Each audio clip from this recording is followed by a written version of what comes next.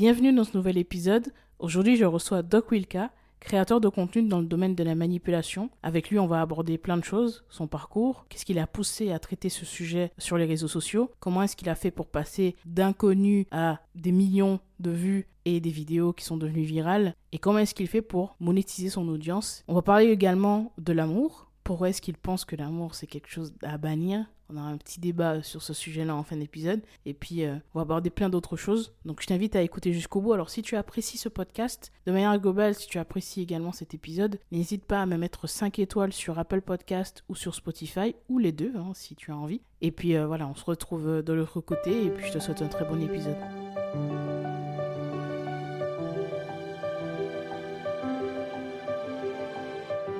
Bonjour et bienvenue dans Deviens Inspirant, le podcast qui te permettra de t'ouvrir à de nouvelles méthodes d'évolution, de réflexion et à une meilleure connaissance de soi. On abordera des sujets autour du développement personnel, de la psychologie et de la spiritualité. Je suis Gélissa Cerveau, je serai ton cobaye. J'apprends, j'expérimente ce que font des personnes inspirantes qui réussissent et je te transmets ce qui fonctionne le mieux dans le but de t'aider à devenir la personne que tu veux être et à inspirer ton monde.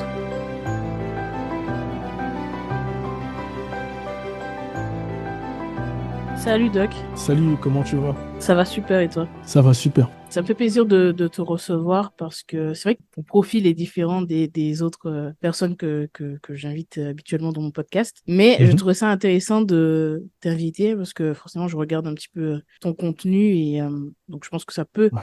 inspirer certaines personnes, donc de découvrir ton parcours, de par quoi tu es passé, et aussi d'en savoir plus sur ta thématique qui est un petit peu spéciale, on va le voir. Donc voilà, déjà, pour ceux qui ne te connaissent pas, si tu peux te présenter, raconter ce que tu fais. Avec plaisir, moi c'est Doc Wilka.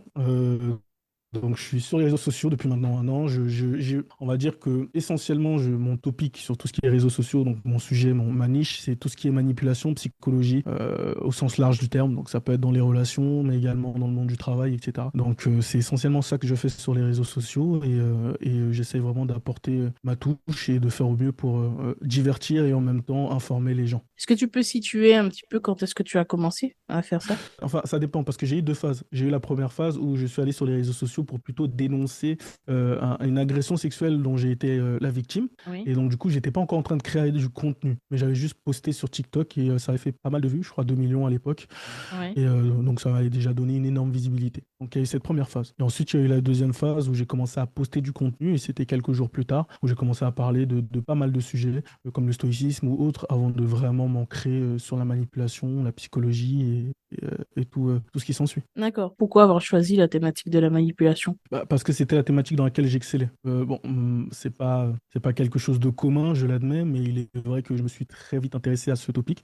Depuis très jeune, j'avais des petites tendances un peu manipulatrices, il est vrai. On me le reprochait assez souvent, j'essayais de tourner les choses en ma faveur. Du coup, bah, ça s'est développé en moi comme une compétence un peu innée. Et ensuite, bah, j'ai consolidé toutes ces compétences et ces connaissances à l'aide de différents livres qui m'ont édifié et qui ont aidé à structurer ma pensée.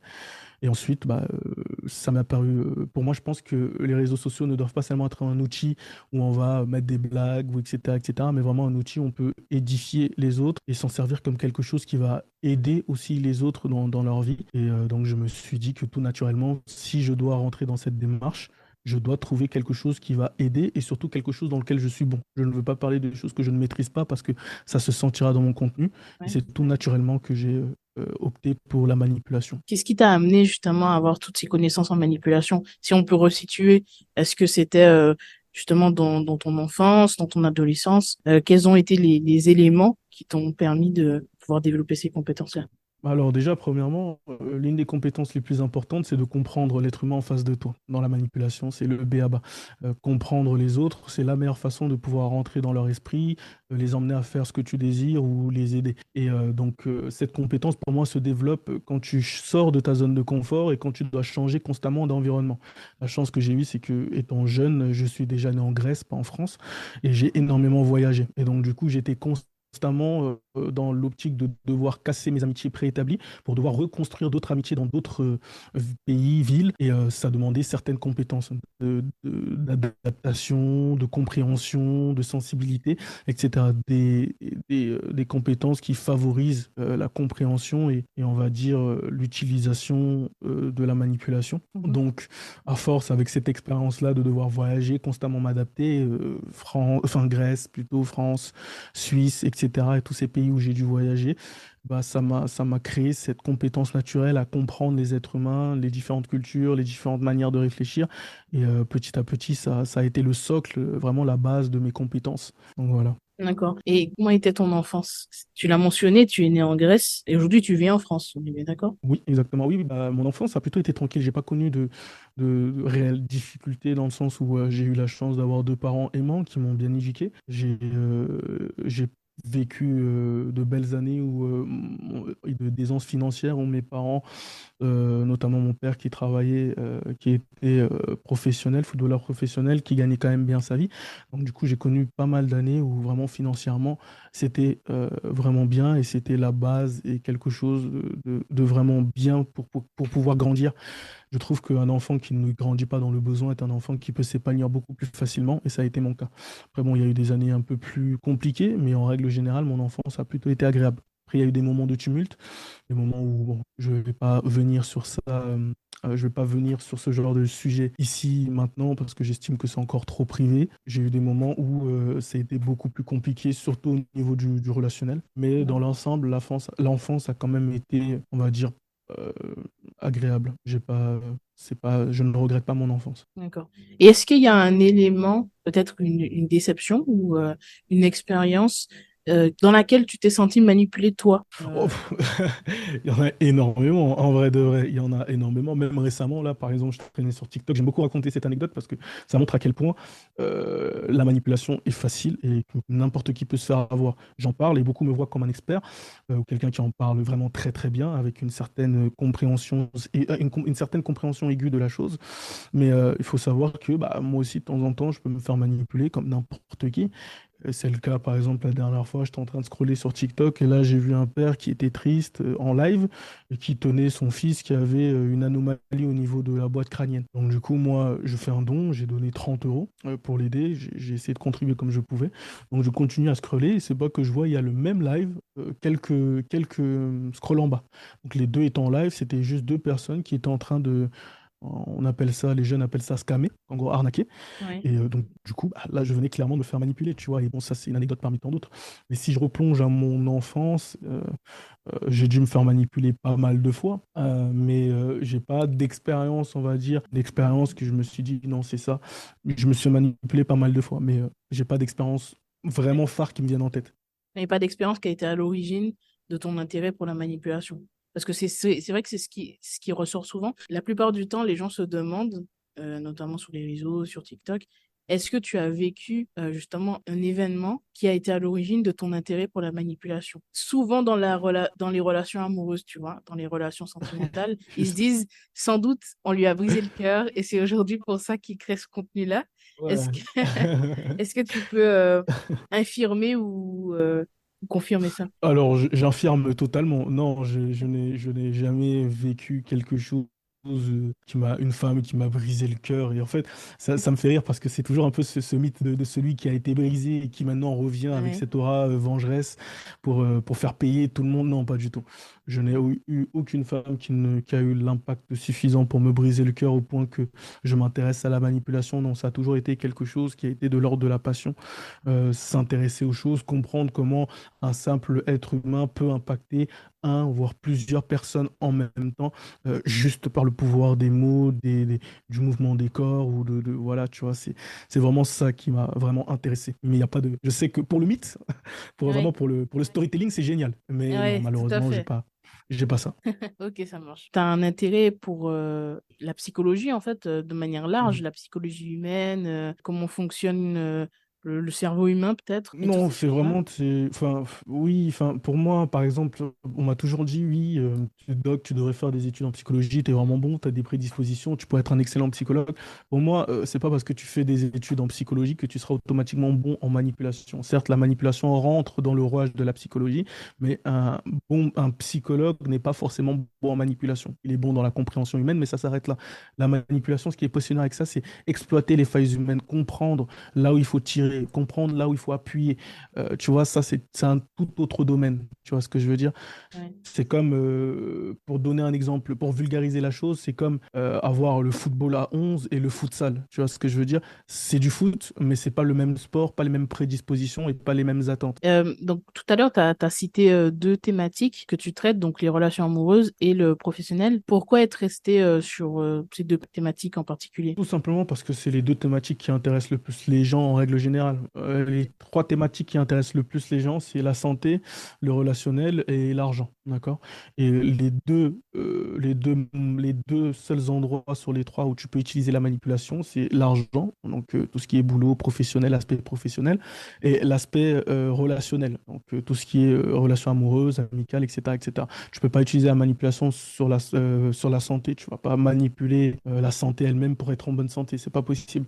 Donc, c'est les deux thématiques qui intéressent le plus les gens.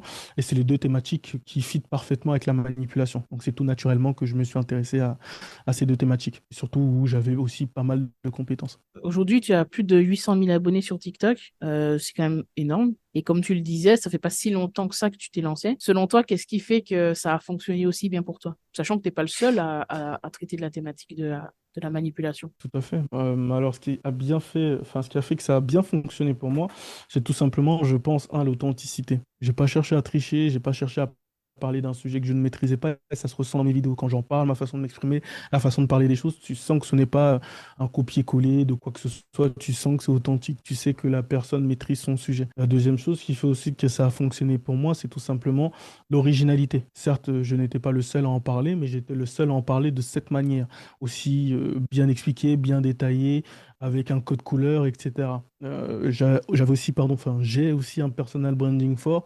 C'est un choix délibéré de ma part, bonnet et lunettes. C'est des techniques de manipulation pour qu'on me reconnaisse beaucoup plus facilement et intriguer tout de suite la personne. Quand tu vois une vidéo d'un Renoir à lunettes et à bonnet en été alors qu'il fait 35 degrés, tu t'arrêtes automatiquement parce que c'est intriguant. C'est pas le sujet qui Ouais. t'intéresse, c'est d'abord le personnage. Et ensuite, tu es transposé par le sujet parce que la personne s'exprime peut-être bien, les montages sont peut-être bien effectués. Et tout ça contribue au succès de ta vidéo. Et ensuite, la régularité. Et ça, c'est un cocktail détonnant pour la réussite. Mais après, il y a un facteur chance non négligeable. Je pense qu'il y a le momentum qui intervient, se lancer au bon moment, au bon endroit et faire la bonne chose à la bonne intensité. C'est le momentum. Et le fait de se lancer à ce moment précis était mon momentum. Et c'est pour ça que ça a marché. Si je m'étais lancé un jour après ou un jour avant, ça n'aurait peut-être pas aussi bien marché. C'est intéressant que tu abordes donc deux aspects. L'aspect de la stratégie au niveau du personal branding, donc ton code couleur, tes habits, l'identité visuelle qu'il y a autour. Et puis l'aspect également de la chance. Le facteur chance, c'est quelque chose d'important et à citer. Tu vois, il y a souvent des personnes sur Internet qui créent du contenu et qui disent, ben en fait, la chance n'existe pas et que j'ai réussi. Grâce à mon travail, uniquement grâce à mon travail. La réalité, c'est qu'en fait, il y a quand même un petit facteur chance. Alors évidemment, le travail va avoir une place énorme, mais la réalité, c'est que il y a des personnes qui travaillent beaucoup et qui n'ont pas forcément ces résultats-là aussi. Donc, Ah, est-ce tout- que tu dirais que travailler, Pardon. certes, donc être Mhm. régulier, mais Mhm. également travailler intelligemment, donc avoir une bonne stratégie qui fonctionne, et puis évidemment, le facteur chance. Je suis tout à fait d'accord, dans le sens où oui, facteur chance intervient, il est vrai. Mais après, bon, le truc, c'est que beaucoup de personnes vont se cacher derrière le fait que oui, je travaille, mais j'ai pas de chance. Moi, je suis pas tout à fait d'accord. Oui, bien évidemment, le facteur chance intervient et celui qui te dit qu'il n'a pas eu besoin de chance pour réussir est un menteur. La chance intervient, mais la chance est un facteur qui se provoque. Oui, Tu provoques ta chance, d'accord? Donc, à partir du moment où, pour moi, j'ai allié travail de qualité plus bourrinage, d'accord? Donc, j'ai énormément bossé, j'ai travaillé intelligemment et fort. Tu vois ce que je veux dire? Et pour moi, beaucoup exigent de faire le choix entre travailler intelligemment, pardon, ou travailler beaucoup. Moi, j'ai pas voulu faire ce choix. J'ai décidé de travailler intelligemment et fort. Et c'est ça qui fait la différence avec ce facteur chance. Et moi qui suis quand même chrétien, avec le facteur Dieu aussi, qui pour moi régit tout. Si Dieu décide, il n'y aura rien qui va t'empêcher. La foi a une place importante dans tout ce que tu fais. Exactement, une place énorme. Parce que pour moi, sans Dieu, comme je viens de le signifier, il n'y a rien qui fonctionne. C'est lui tu peux te faire tout ce que tu veux. Et c'est lui qui pose la validation sur tes projets ou pas. Est-ce que tu peux revenir sur cet aspect branding? Est-ce que c'est quelque chose que tu as dû travailler en amont avant de commencer justement à faire des vidéos? Est-ce que tu as fait une formation particulière? Est-ce que c'était juste en observant ce qui se fait peut-être, que ce soit sur le marché francophone ou américain? Qu'est-ce que tu as fait en fait pour en arriver là? Aucune formation, je n'ai suivi aucune formation, j'étais un autodidacte. C'est à force d'observer, comprendre. Une fois que j'ai compris comment ça fonctionnait, je me suis tout simplement lancé. Et j'avais toujours cette sensation de me dire que, euh, certes, je respecte beaucoup le travail de la plupart des créateurs de contenu, mais je me suis toujours dit que je pouvais très aisément faire partie des créateurs de contenu à succès sur la plateforme. Et pour l'instant, l'avenir m'a donné raison, mais je pense qu'il y a encore beaucoup de chemin à parcourir pour vraiment faire partie des meilleurs créateurs de contenu. Mais je suis sur la bonne voie.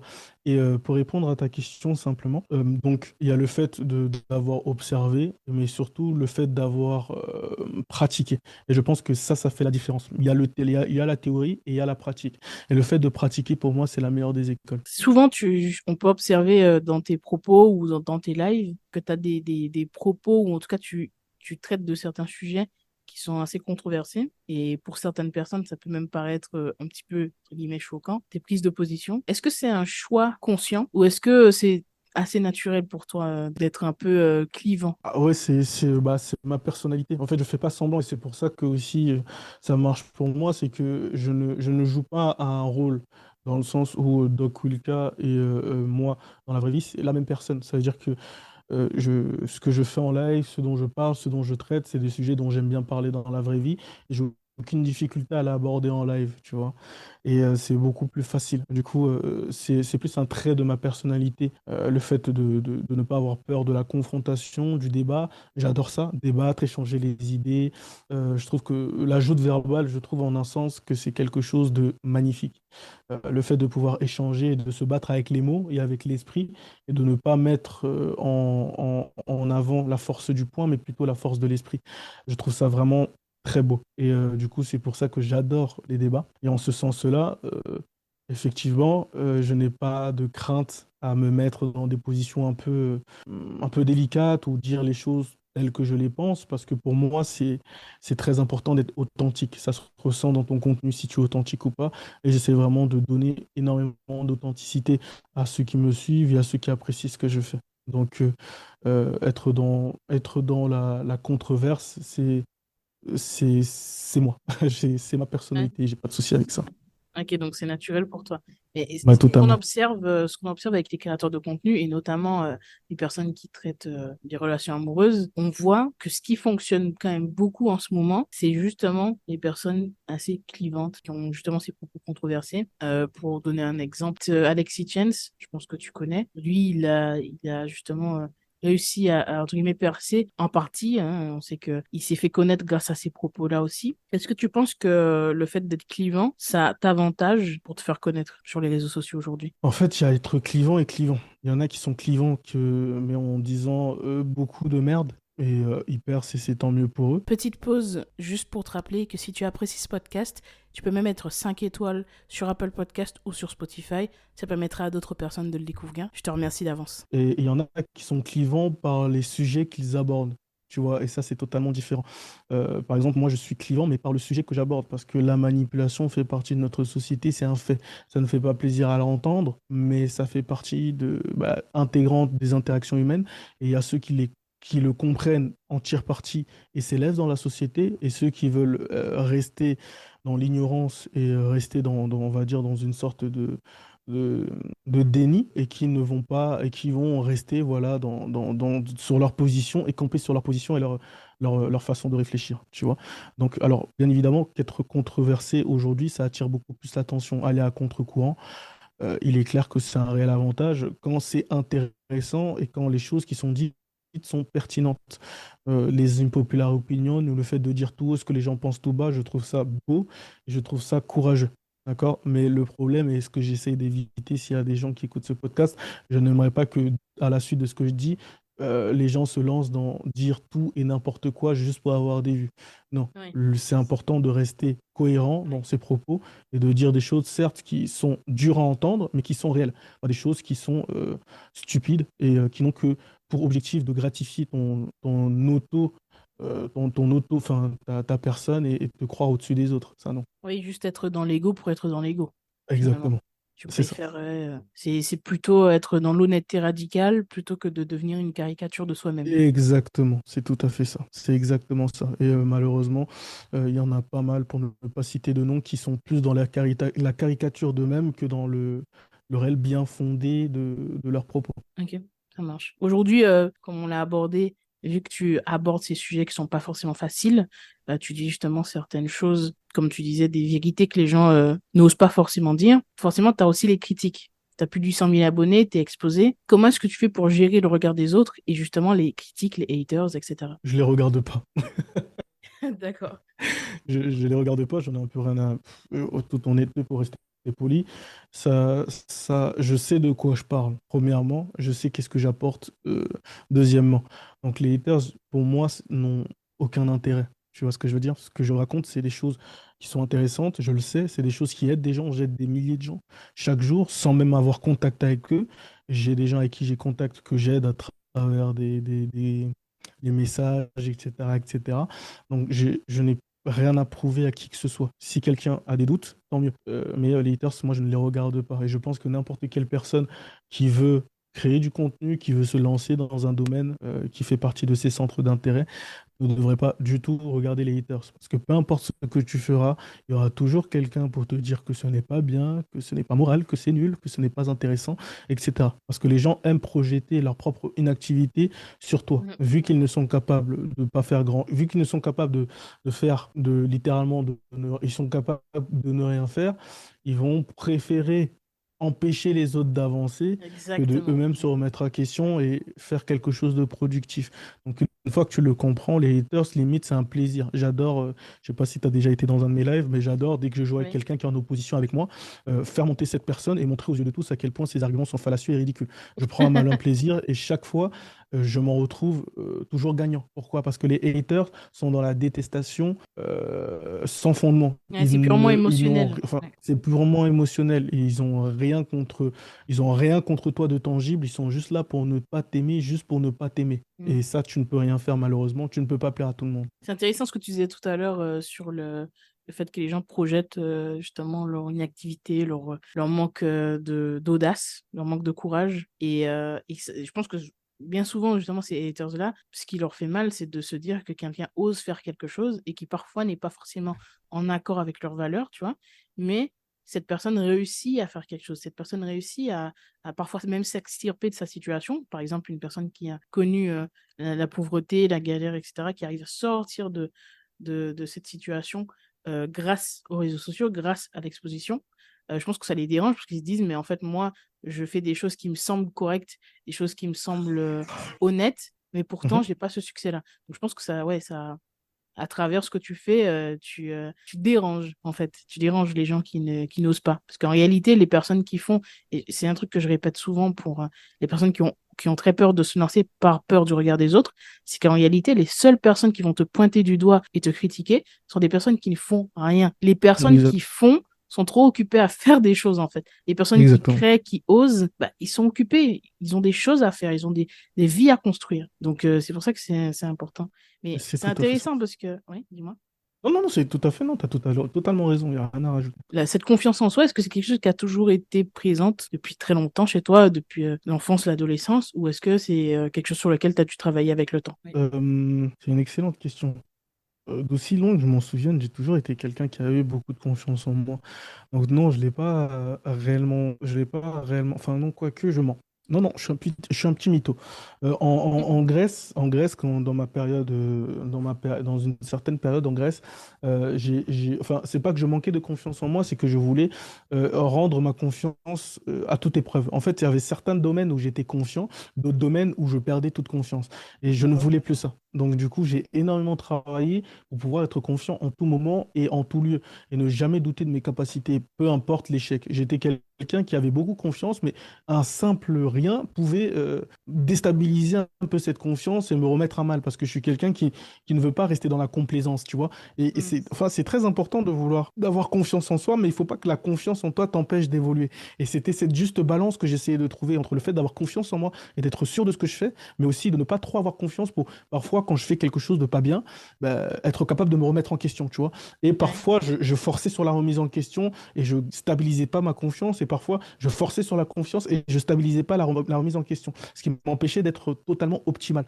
Et aujourd'hui, même si je suis encore jeune, donc j'ai encore beaucoup à apprendre de la vie, mais j'arrive beaucoup mieux à trouver cet équilibre entre confiance et remise en question pour mettre ça au service de ce que je fais et de ce que je propose. Mm.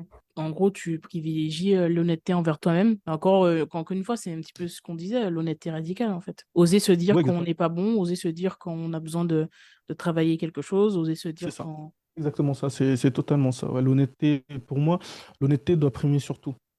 Après, bon, bien évidemment, il y a toujours des contextes, des exceptions, etc. Mais pour moi, il faut être honnête. Il faut pas mâcher ses mots. Il faut dire les choses telles qu'on les pense. Parce que pour moi, pour moi, c'est le meilleur langage de l'amour, l'honnêteté. Être honnête avec quelqu'un, peu importe la situation, peu importe ce que ça apporte, peu importe ce que ça dit, je pense que c'est la meilleure façon d'exprimer son amour. Et pas seulement l'amour au sens Romantique. romantique du terme, l'amour dans tous les sens du terme, genre que ce soit dans l'amour parental, l'amour amical, l'amour romantique, etc. Pour moi, la meilleure façon de dire à quelqu'un je t'aime, c'est de ne pas avoir peur de lui dire la vérité de la manière la plus crue possible. Et l'honnêteté envers soi aussi, du coup, c'est Exactement, aussi ça. ce que je disais, pouvoir se dire les choses. Est-ce que tu as un exemple de domaine comme ça où tu étais un peu moins confiant? Par exemple, typiquement le football. Il y avait des moments où je faisais des super entraînements, je me sentais le roi du monde, littéralement la relève de Boateng et tout ça. Et je me voyais en équipe nationale avec le brassard. Et il y avait des moments où je faisais des entraînements merde. Et pour moi, j'étais limite un fermier qui était bon qu'à traire des vaches et à Ah, s'occuper du foin. Tu vois ce que je veux dire? Donc, du coup, d'accord. j'étais assez dur avec moi-même parce que je voulais continuer à progresser. Je voulais continuer à augmenter mon niveau et en me remettant en question, en sachant ce que je devais améliorer ou, en améliorer ou pas, tu vois. Et c'était assez compliqué de trouver cette balance-là, tu vois. Donc, c'est un exemple, par exemple. Comment tes proches voient ce que tu fais? Quel est leur regard là-dessus, ta famille, tes amis, qu'est-ce qu'ils en pensent? Ma famille me laisse un peu faire ce que je veux. Ils me font confiance dans le sens où ma mère me soutient, mon père également. Ils ont toujours été des parents très encourageants. Donc en soi, voilà, ma famille, donc mes proches, mes parents, etc. C'est vraiment leur avis compte énormément pour moi et c'est vraiment ceux que j'écoute. Donc voilà, en tout cas, eux me soutiennent et c'est l'essentiel. Quand tes parents te soutiennent, t'as plus besoin de la validation de qui que ce soit. Et est-ce qu'ils regardent ce que tu fais? Ils regardent un peu Non, pas du tout. Ma pas mère du n'est tout. pas sur TikTok, mon père n'est pas sur TikTok. Je leur ai vaguement parlé de ce que je fais, mais je pense même pas qu'ils aient vu un jour une de mes vidéos. D'accord. Donc, est-ce qu'ils ont conscience quand même de l'impact? Parce que 800 000 abonnés, quand même, c'est assez conséquent. Est-ce qu'ils Ouais, ont... mon père, un jour, il était revenu d'un voyage de famille et il y avait mes petits, enfin, ses petits neveux, enfin, neveux ou enfin, c'était plutôt, on va dire, des amis de la famille. Et du coup, ben, Mm. voilà, tu vois. Parce que chez nous, les Africains, on a très tendance à dire tonton, Ouais. voilà. Et donc, du coup, bah, il était allé voir donc, un ami de la famille, etc. Et donc, du coup, les enfants, ils étaient venus, ils étaient là en train de lui dire, oui, on a vu Costa sur TikTok, parce que je m'appelle Costa, on a vu Costa sur TikTok, on le suit, c'est trop bien ce qu'il fait. Et ses parents étaient, enfin, leurs parents, parce que c'est les deux qui sont allés présenter ça à mon père, et leurs parents sont allés voir, ils sont allés voir leurs parents aussi connaissaient ce que je faisais et suivaient aussi un peu mon contenu. Et donc, du coup, ça a vraiment surpris mon père. Il s'est dit que, il va en voyage voir des amis de la famille et on lui parle de moi. Et c'est là qu'il s'est vraiment dit, en rentrant, il a dit, putain, on m'a parlé de toi, c'est vraiment en train de prendre de l'envergure, en tout cas, assure cette affaire, tu vois. Et Ouais. c'est là que, voilà, ils se sont rendus compte que c'était pas des lol, comme on dit. Ouais. Et ils sont fiers? Fierté, enfin, mes parents sont exigeants. Et c'est pour ça que je suis exigeant avec moi-même, parce que mes parents sont pas ce n'est pas mes parents ne sont pas le genre de personnes à se contenter de peu. 800 000 abonnés, c'est bien, mais c'est pas ça qui va te faire acheter une maison, prendre Oui. soin de ta famille, etc. Je pense qu'ils seront fiers quand ils me verront vraiment réussir. Et aujourd'hui, avoir des abonnés, c'est bien, mais c'est pas une réussite en soi. D'accord. Aujourd'hui, tu parlais justement de cet aspect financier. Est-ce que tu vis de cette activité? Oui, je peux très très facilement en vivre, j'en vis, sans aucune difficulté. Et comment est-ce que tu en vis? Est-ce que c'est avec les pubs? Est-ce que tu fais des placements de produits? Est-ce que tu vends des formations? C'est quoi le business Alors, model? le business model, c'est simple. Aujourd'hui, la monétisation de TikTok qui rapporte pas mal. Donc, déjà, grâce à mes vidéos, via mes vidéos, pardon, je prends déjà pas mal d'argent. Ensuite, il y a également les coachings. Je propose des coachings où j'aide les gens pour leurs relations, pour les donner des techniques, etc., etc. J'ai sorti une formation qui a plutôt bien marché, mais je l'ai enlevée pour encore l'améliorer. En tout cas, j'ai eu de très bons retours et c'était un moyen pour moi de gagner aussi une autre source de revenus. Mhm. Donc voilà, il y a d'innombrables aspects financiers, mais en tout cas, vraiment grâce au réseau aujourd'hui, je peux dire que avec un bon travail bien ciblé, je vis assez bien des réseaux sociaux. D'accord. Et cette formation, elle est sur quelle... ça traite de Bah, quoi en fait? c'est les codes de la manipulation, ça traite pour moi des essentiels pour pouvoir comprendre, s'en sortir en société, manipuler. Et vraiment, ça parle vraiment de la manipulation dans sa globalité et des techniques inédites dont je n'ai jamais parlé dans mes vidéos parce que trop entre parenthèses, efficace, assez, on va dire, éthiquement pas correct, mais extrêmement fonctionnel. Cette formation traite de ça. D'accord. Pour revenir à TikTok, tu disais que tu en vis grâce à la monétisation, mais tu as quand même beaucoup d'abonnés, tes vidéos font des millions de vues. Est-ce que aujourd'hui il faut pouvoir faire des millions de vues pour pouvoir en vivre? Euh, je pense clairement, oui, je pense qu'il faut quand même faire plusieurs centaines de milliers de vues, voire de manière par mois. Je pense que si on veut vraiment bien vivre de TikTok, enfin seulement de TikTok, mais je conseille pas parce que bon, c'est bêta, donc on sait jamais quand ça va s'arrêter, qu'ils vont fermer les vannes. Mais disons que si tu veux vivre exclusivement de TikTok, il faut et bien vivre de ça. Donc disons, partons du principe que 1300, 1400, 2000, 3000, on va dire que c'est quelque chose d'acceptable pour vivre.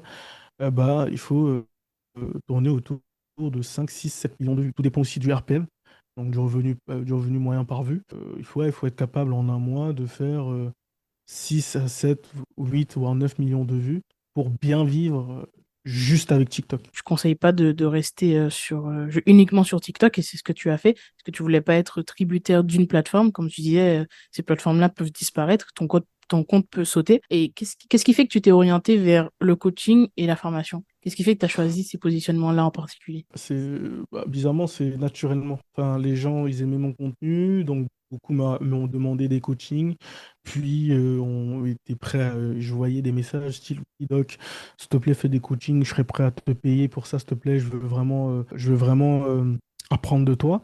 Et donc, c'est tout naturellement. Après, j'ai commencé par des coachings totalement gratuits. Et les gens étaient vraiment très satisfaits. J'ai d'ailleurs mis un endroit où les gens pouvaient commenter et parler de mes coachings et j'avais beaucoup de retours positifs. Et ensuite, face à la demande qui était juste énorme, j'avais plus de 100 messages par jour à un moment donné, voire 150, 200. C'était énorme. Ça s'est pas arrêté jusqu'à aujourd'hui. Ça devenait compliqué de gérer. Donc, pour faire le tri et voir ceux qui avaient vraiment besoin de mon aide, j'ai pensé que l'argent, l'aspect pécunier était un bon baromètre. Et j'ai vu que même en mettant des prix pour mes appels, je restais quand même avec énormément de demandes, énormément de rendez-vous, au point que parfois même si on me donnait de l'argent, j'étais obligé de refuser parce qu'il y avait trop de demandes. Et c'est tout naturellement en fait que je me suis dirigé vers le coaching, puis les formations. Pour moi, les formations, c'est une version simplifiée des coachings. Ça permet de coacher plusieurs personnes en même temps sur un sujet bien précis Et sans de se ne prendre pas la vendre tête. ton Donc temps. en soi, exactement. Donc, et c'est ça qui est avantageux avec les formations. Donc, bon, c'est une coaching, enfin, c'est un sous-coaching parce que, bon, si la personne a des questions, elle va être automatiquement obligée de revenir se rediriger vers toi. Mais ça reste quand même un moyen d'apprendre beaucoup aux personnes, des sujets intéressants, des choses intéressantes dont je ne peux pas forcément parler sur d'autres plateformes, et tout en gagnant une certaine somme en échange. Et je pense que c'est vraiment en échange gagnant-gagnant très avantageux. C'est quoi ton objectif aujourd'hui? Ce serait quoi ton objectif avec ce compte TikTok et avec tout ce que tu fais à côté? Mon objectif avec tout ce que je fais, c'est d'atteindre la liberté financière. C'est tout ce qui m'intéresse, la liberté financière pour moi, pour Hmm. mes proches, et voilà, c'est tout ce qui m'intéresse. J'ai pas... C'est mon seul objectif. D'accord. Donc toi, tu n'as pas pour objectif d'augmenter ta popularité ou de devenir un influenceur très Moi, famous. pour moi, non, non, enfin, pour moi, devenir, on va dire famous entre parenthèses, n'est pas vraiment un objectif, mais pour moi, ça va de pair. Si j'ai Hmm. plus d'abonnés, plus de gens qui me suivent, forcément plus de clients, donc plus de clients, forcément plus d'argent. Donc en soi, pour moi, ça, l'un ne va pas sans l'autre. Mon objectif principal, c'est mettre les miens à l'abri. Ça, c'est un fait et je ne vais pas m'en cacher. Hmm. Maintenant, mais les objectifs qui vont m'aider à pouvoir remplir cet objectif principal, comme j'aime bien dire, la quête principale et les quêtes annexes, pardon, c'est aussi d'augmenter ma popularité, de continuer à aider un maximum de gens pour pouvoir moi aussi m'aider. Parce que pour moi, je pense que quelque chose qu'il faut que beaucoup d'influenceurs, enfin, moi je me positionne en tant que créateur de contenu, pas influenceur. Mais Ok. il faut que beaucoup de créateurs il faut que beaucoup de créateurs de contenu comprennent que on ne peut pas se contenter que de recevoir. Beaucoup veulent juste recevoir. Je prends de mes abonnés, je prends leur argent, je prends leur temps sans rien leur donner. C'est la meilleure façon de ne pas durer dans le temps, de se faire oublier et que plus personne ne s'intéresse à ce que tu fais. Moi, pour moi, je donne énormément et c'est ce que j'ai fait. J'ai donné énormément de valeur dans mes vidéos et je continue de le faire parce que j'estime qu'il y aura un retour juste des choses. Plus les gens aiment mon contenu, plus ils vont me faire confiance et plus ils vont consommer mon contenu payant parce ils sont contents, pardon, du contenu que je donne gratuitement. Et pour moi, c'est très important d'être dans l'échange avec les abonnés. Je te donne, tu vas me donner. Mais si je veux que prendre, à un moment, tu vas arrêter de me donner. Et c'est mon mantra, c'est quelque chose qui m'aide. Ok. C'est quelque chose que tu abordes quand même assez souvent, l'aspect financier. T'as aucun mal à parler de ça, ce que je trouve intéressant parce que certains créateurs qui ont aussi pour objectif de faire de l'argent, parfois essayent de justement mettre ça de côté, n'en parlent pas, sont mal à l'aise à l'idée d'en parler. Et c'est justement ce qui crée cette friction, une incompréhension de la part des abonnés, parfois même de la colère. Je pense que c'est intéressant de pouvoir être transparent là-dessus. Ne pas juste être là en disant je fais du contenu, je fais des vidéos, je suis sur les réseaux sociaux juste par plaisir. En réalité, ces personnes-là font même parfois des placements de produits. Donc voilà, on sait que c'est aussi un métier, ça prend du temps. Prendre autant de temps à faire des choses, à créer du contenu, à donner de la valeur aux gens, à être présent. Toi, par exemple, tu fais des lives parfois qui durent pendant des heures. Tout ça, ça demande du temps. Donc si en plus vous deviez avoir justement cette activité professionnelle, en plus un emploi salarié traditionnel, c'est vrai que ce serait compliqué. Ça dépend, parce qu'après, c'est vrai qu'il y en a qui arrivent à gérer très bien les deux, genre travailler tout Mm. en créant du contenu. Mais moi, j'estime que Oui, bien sûr. si tu vas atteindre un certain niveau, il faut se concentrer sur une chose. En toute honnêteté, c'est très dur d'atteindre l'excellence dans ton domaine si tu veux partager ton temps et ta concentration sur deux choses en même temps. C'est pour ça que moi, j'ai décidé de me concentrer à fond dedans et que j'ai obtenu aussi de bons résultats. Parce que Mm.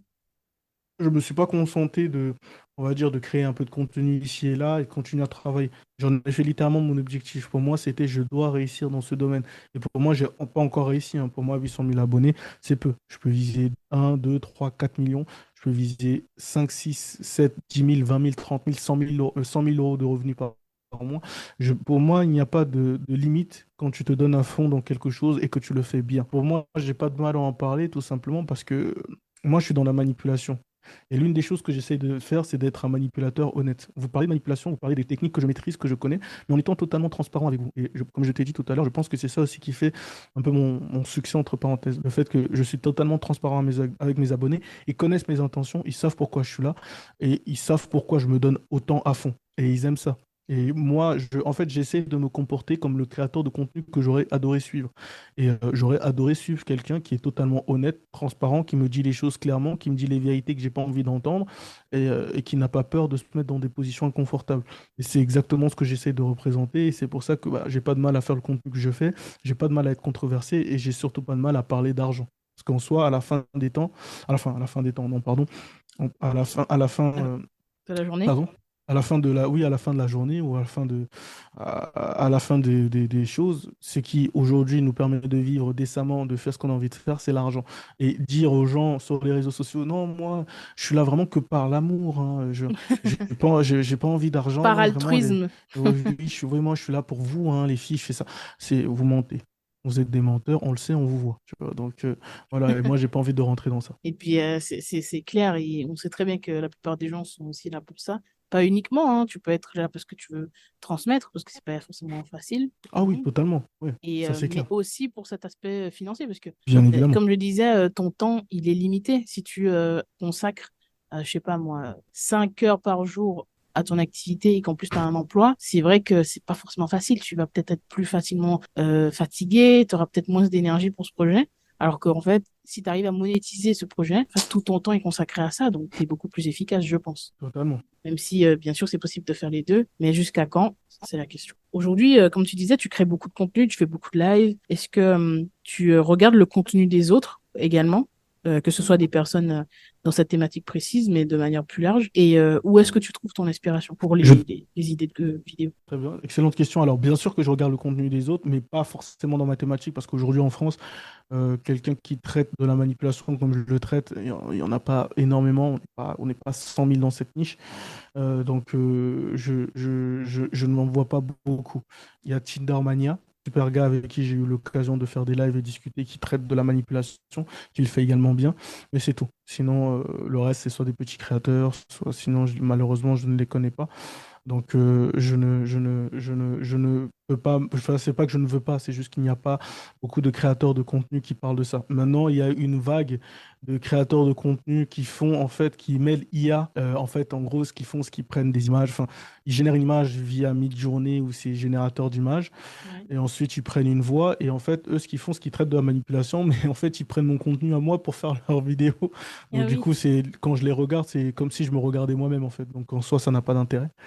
Et du ok. coup, donc, je regarde beaucoup la création de contenu des autres, tous ceux qui sont dans l'humour, tous ceux qui sont dans l'information aussi. Je consomme beaucoup et je suis très, très vorace de tout ce qui est information, apprentissage, etc. J'adore ce type de contenu sur TikTok et je trouve que c'est l'une des meilleures plateformes pour apprendre très rapidement des choses que tu ne maîtrisais pas il y a 2 secondes. Et je trouve ça vraiment top. Donc ouais, je regarde aussi les autres créateurs de contenu. Maintenant, où je puise mon inspiration, en réalité, je puise pour l'instant pas mon inspiration enfin, je puise mon inspiration nulle part ailleurs que dans ma tête. J'ai tellement d'imagination, tellement de vécu, tellement de choses que j'ai expérimenté qu'aujourd'hui, j'ai même pas besoin de piocher quelque part ou de m'inspirer de qui que ce soit sur les plateformes, les réseaux sociaux, parce que mon imagination se suffit à elle-même. Après, bien évidemment, je vais pas mentir, de temps en temps, bah, j'ai lu fut un temps des bouquins sur la manipulation, et un jour, ça va me ressauter à l'esprit, bah, je vais en faire une vidéo parce que je trouvais ça pertinent et que j'ai essayé la technique, ça marche, donc je vais en parler aux autres, tu vois. Mais voilà, l'essentiel de mon imagination, enfin, de mon inspiration vient de mon cerveau, de mon esprit, de ma gymnastique cérébrale. Voilà. Ok. Au niveau du contenu que tu consommes, est-ce que c'est plutôt exclusivement francophone ou est-ce que c'est aussi anglophone ou autre? Il y a de tout, hein. Il y a anglophone, francophone, je consomme de tout. J'aime bien m'ouvrir au monde, voir ce qui se fait outre-Manche, voir de l'autre côté de l'Atlantique. Donc j'adore vraiment tout ce qui est contenu anglais, mais j'aime aussi beaucoup tout ce qui est français. Donc ça se mélange dans mon For You page, il y a pas de différence. Tu as parlé des personnes qui reprennent ton contenu. Récemment, je crois que tu avais abordé un compte justement en anglais qui reprenait tes contenus, qui le traduisait. Quelle est ta vision du plagiat? Quelle est ta vision de ça? Est-ce que c'est quelque chose qui t'embête ou est-ce que c'est quelque chose dont tu t'en fiches un petit peu? En toute honnêteté, ça m'embête pas vraiment. Enfin, ce qui m'a fait rire, c'est juste que j'ai vu qu'il reprenait mon contenu et qu'en 2 semaines, 3 semaines, il a littéralement fait 500 000 abonnés en Ah anglais. Je oui. me suis dit, putain, merde. Je me suis dit, moi, j'ai fait ça bon, j'ai fait 500 000 abonnés aussi relativement rapidement. Je pense que j'ai atteint les 500 000 abonnés en 5 mois, je crois, ou 4 mois. Donc Ouais. ça reste aussi rapide. Mais lui, il a fait en un mois, quoi. Donc j'étais en mode, putain, merde, mon contenu, ça marche aussi bien de l'autre côté. J'aurais dû peut-être le Ouais. faire en anglais, tu vois. Donc, ouais, donc en fait, en soi, j'en ai fait une vidéo, mais j'étais pas dérangé plus que ça. J'étais en mode, je voulais juste savoir, parce que vu que c'était en anglais, on a souvent vu du plagiat d'anglais à français. Donc en mode, les Ouais, Français prennent les vidéos anglaises pour les tout traduire à en fait. français. Dans tous les Mais domaines c'est d'ailleurs, même dans le c'est business. exactement ça. Ouais, bon, on a une longue tradition en France Ouais, de pompage à retardement des Anglais. Donc en soi, ça ne m'étonne pas. Mais par contre, le fait de voir que mes vidéos sont pompées du français à l'anglais m'a littéralement surpris. Je m'attendais à ce que des Français copient ce que je fais. Il y en a plein constamment. Et ça ne m'étonne pas, ça fait des mois et des mois qu'on copie mon contenu, ça ne me dérange pas en soi. Mais le fait que des Anglais le font, ça m'a assez étonné. Enfin, je me suis vite rendu compte que c'était pas vraiment des Anglais, c'était des Français qui le faisaient en anglais, ouais. parce qu'ils ont détecté que là-bas, ça allait beaucoup plus vite, et ils avaient bien raison. Donc en soi, ma vision sur le plagiat, ça ne me dérange pas énormément en soi. C'est pas quelque chose qui me dérange.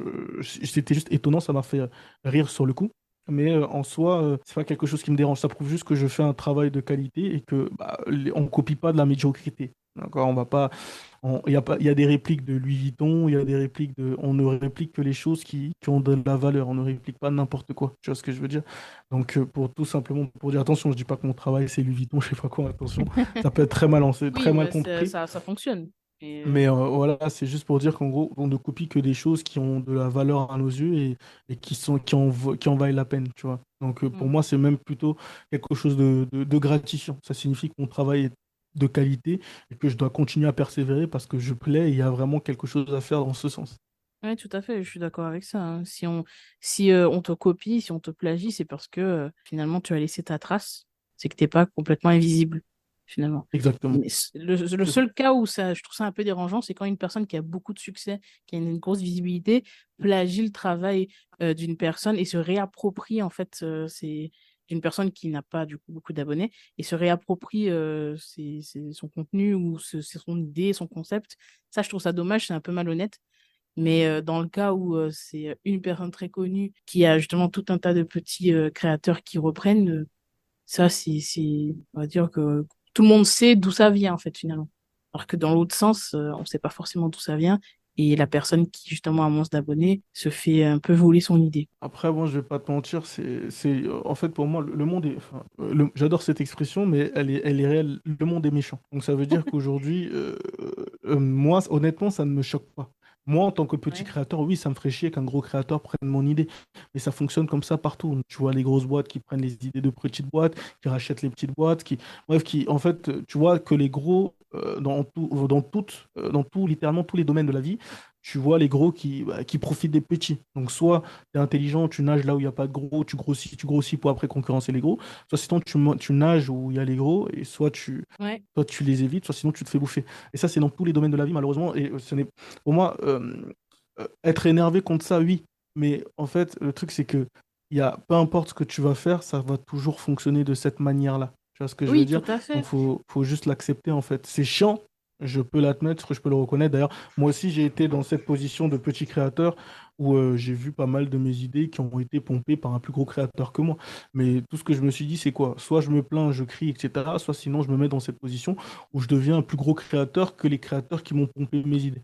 Et ça n'a pas tardé à arriver. Je comprends ce que tu dis et je partage ton avis là-dessus. Mais par contre, ce que moi, en fait, l'aspect que moi je trouve un peu malhonnête, c'est de se dire complètement se réapproprier justement le concept de quelqu'un et dire, ben, en fait, par exemple, tu vas avoir des personnes qui vont dire que ça n'a jamais été fait en France, c'est une idée originale, alors qu'en fait, ça a été fait, tu vois. C'est ce que je trouve un petit peu malhonnête. Il n'y a aucun Ah, mal, surtout lorsqu'on est un plus gros créateur, de dire, voilà, c'est pas moi qui ai inventé ça, mais j'ai envie de faire ce concept-là. Et c'est OK, tu vois, tu peux très bien être honnête envers ta communauté. Je ouais, c'est trouve vrai ça que c'est plus... malhonnête, mais l'être humain est quand même égoïste, tu vois. Genre, on préfère Oui, attirer la lumière sur profondément. soi que, voilà, tu vois, que de reconnaître que quelqu'un fait. Non, c'est beaucoup plus gratifiant de se dire, ou de dire aux gens autour de soi, non, c'est mon idée, c'est moi qui l'ai créé, c'est moi le génie, applaudissez-moi, tu vois ce que je veux dire.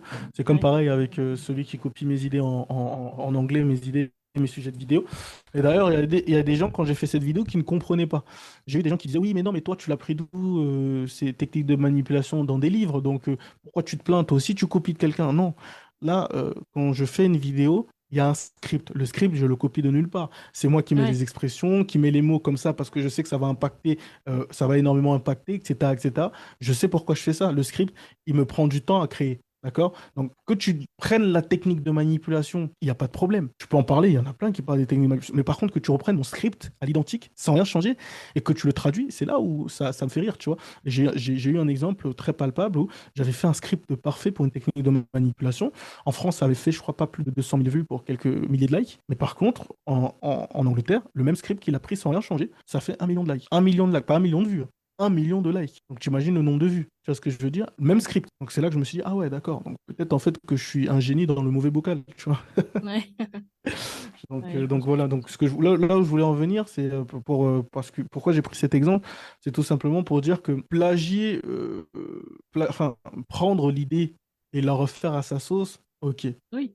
Par contre, là où ça peut être peut-être un peu plus dérangeant, c'est vrai que prendre à l'identique et s'approprier le tout sans rien changer, oui, c'est vrai que ça manque un peu d'honneur et d'éthique. Mais en soi, dans les mondes de... En fait, une chose que j'ai compris dans le monde des affaires, c'est que ce n'est pas celui qui est le plus éthique qui gagne à la fin. Ok. Dans un monde de brutes. Donc, Exactement. tu sais, dans mon podcast, je dis souvent, bah, du coup, dans le générique, je dis cette phrase, j'expérimente et je te transmets, parce que j'ai vraiment une volonté de pouvoir transmettre aux personnes qui m'écoutent. Tout ce que je fais est orienté dans ce sens. Et je sais que j'avais vu un contenu à toi où tu disais que tu testes des choses dans la vraie vie, du coup, pour pouvoir le retransmettre dans tes vidéos. Donc, tu testes des Yes. techniques de manipulation, etc. Yes. Est-ce que c'est une volonté importante pour toi? Ah oui, Euh, totalement. S'il y a un truc que je déteste, c'est les gens qui parlent de choses qu'ils ne maîtrisent pas. Ça, c'est un truc qui me met hors de moi. Genre, que tu m'apprennes quelque chose, je suis très content, je suis très reconnaissant que tu prennes le temps de m'apprendre des choses. Mais par contre, ne me parle pas des choses que tu ne maîtrises pas. Ne va pas sur Internet, sur Google, taper un truc et venir me le recracher comme ça alors que tu n'as pas expérimenté quoi que ce soit. Ça sert à quoi? Pourquoi tu fais une vidéo? Dans ce cas, juste donne-moi le lien et basta, tu vois.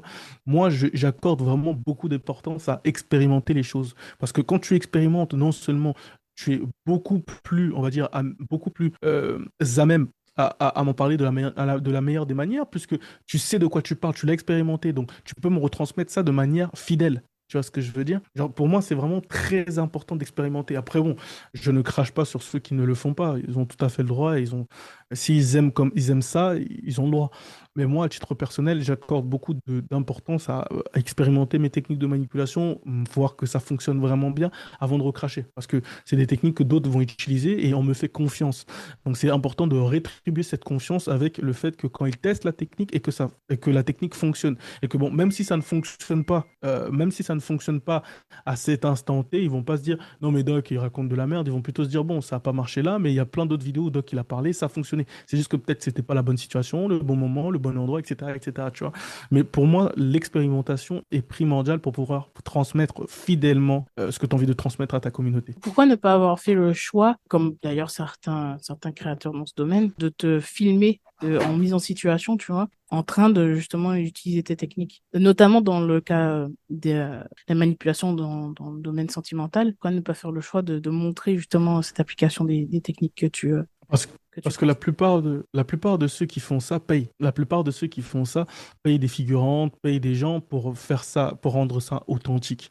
Aujourd'hui, en fait, le truc, c'est que la différence, c'est que la manipulation, pour pouvoir filmer et mettre ça sur Internet ou sur YouTube, etc., etc., la manipulation, c'est pas quelque chose d'aussi simple. C'est subtil, ça prend du temps. C'est pas quelque chose que tu vas pouvoir capter peut-être en une vidéo. Tu vas pouvoir le faire peut-être sur l'aspect de séduction, etc., etc. Oui, Mais c'est ça pas peut quelque être chose juste que ce morceau-là, hein, tu vois, juste ce ça, oui, ça morceau. peut être ce morceau-là, etc., etc.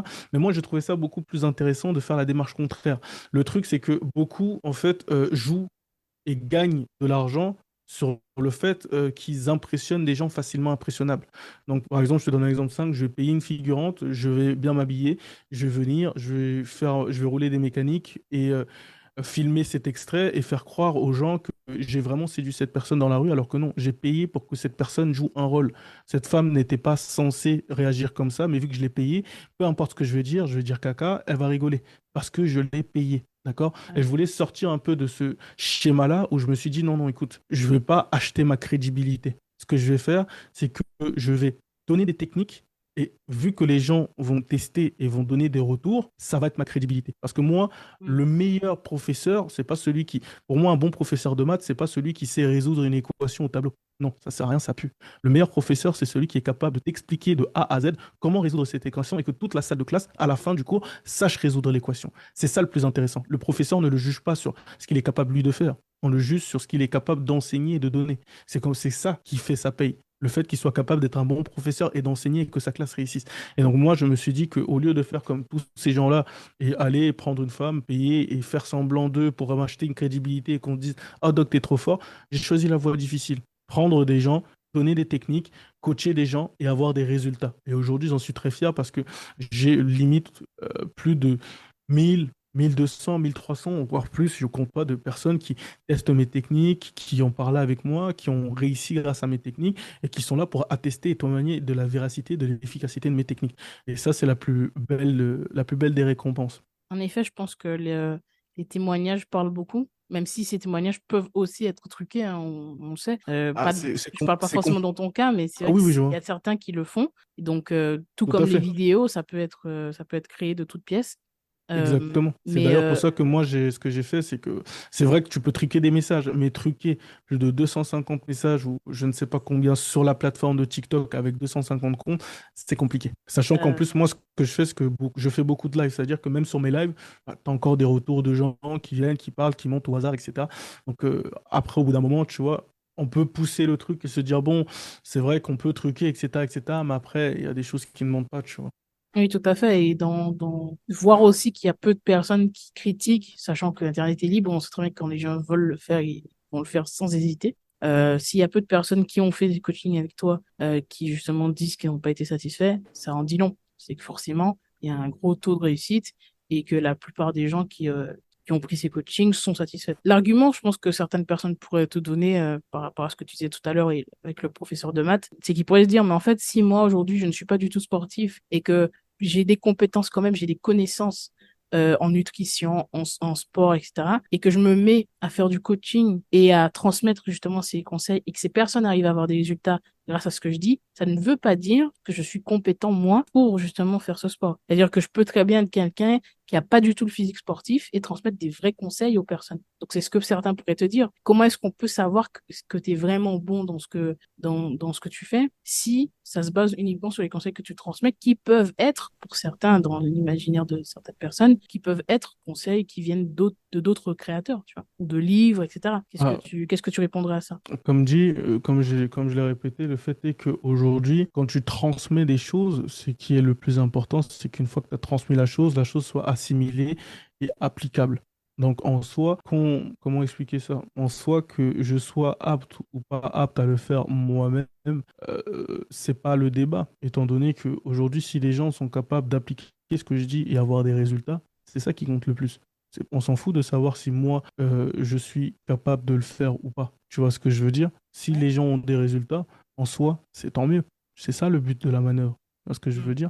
Après, comme dit, les gens n'auront jamais, même si là, par exemple, quoi, j'ai déjà fait des vidéos où, voilà, j'allais dans la rue, j'abordais des femmes, j'ai fait un direct sur Twitch où j'avais quelques viewers, je leur avais montré ce que j'avais fait, etc., etc., ils avaient apprécié. Mais juste pour prouver que, voilà, tu vois ce que je veux dire, c'était pas, moi, pour moi, c'est pas la démarche qui m'intéresse le plus. Tu vois ce que je veux dire? C'est pas ça qui me fait vraiment kiffer. Tu vois ce que je veux dire? Ouais, je Donc, comprends. mais je l'avais déjà fait quelques vidéos comme ça où voilà, j'allais dans la rue, je draguais un petit peu, je montrais comment je m'y prenais, pourquoi j'ai dit ça, etc., etc. Ça avait bien marché. Je sais que si je le fais, ça va bien marcher. Mais moi, j'ai pas envie d'être associé à un vulgaire coach love qui va dans les rues de Châtelet draguer les premières femmes venues. Voilà, ça m'intéresse pas. Moi, ce qui m'intéresse, c'est être un leader d'opinion. Quelqu'un qui envoie un certain mouvement, qui donne certaines choses à penser, etc. Et c'est une autre démarche. J'ai pas envie d'être cantonné à un truc. Si je ne vais pas dans la rue draguer des femmes, c'est parce que j'ai pas envie d'être associé à un vulgaire coach love. Tu vois ce que je veux dire? Mm. J'ai envie vraiment d'être vu comme quelqu'un, on va dire entre parenthèses, un penseur, quelqu'un qui pense, quelqu'un qui donne des choses à penser. Tu vois, voilà, ça, c'est la chose qui m'intéresse le plus. Tu vois, pas vraiment draguer des femmes, etc. Parce que c'est ça qui va intéresser le plus des gens. Le fait de venir draguer une femme, etc. C'est assez facile à faire. Soit je le fais, ou soit sinon j'achète ma crédibilité comme beaucoup l'ont fait. Moi, j'ai préféré tout simplement transmettre et avoir des résultats par ma transmission.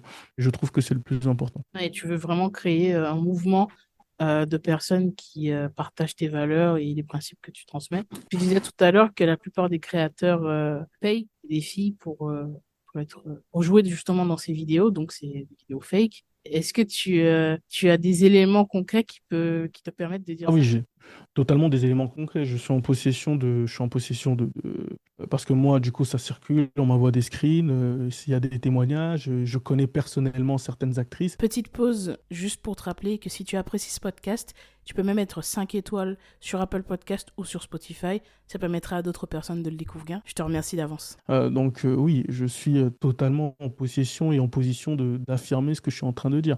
La plupart des vidéos, et c'est pas seulement le compte, enfin bon, je vais pas tirer sur la concurrence tant que moi, on ne me... Enfin, la concurrence, je n'ai pas de concurrence, mais je ne veux pas tirer sur les autres tant que moi, on ne me cherche pas de poux dans la tête, chacun mange comme il peut manger.